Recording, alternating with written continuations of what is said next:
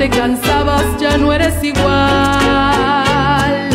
Eras como una cascada con toda la fuerza, voluntad y alma para trabajar.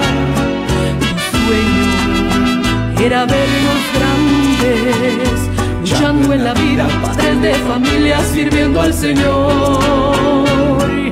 Y ahora extrañan los tiempos que cuando de niños jugábamos juntos y hablábamos más. Eres un tesoro tan grande, el ejemplo más bello que aquí donde sea yo puedo copiar. Porque me has mostrado el camino, me enseñaste las letras, las bellas palabras de mi Cristo Jesús. Quedado en mi pecho, se ha grabado en mi alma y es algo que nadie me puede quitar.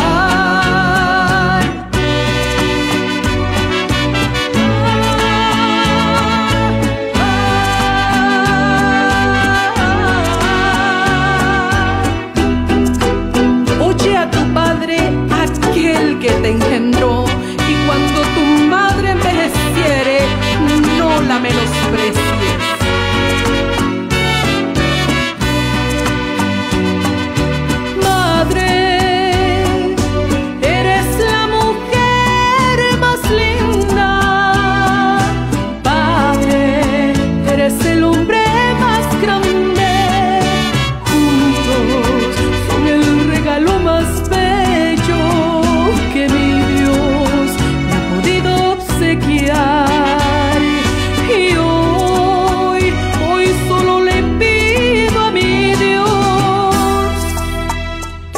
Más consuelo si algún día me faltan, me pueda ayudar.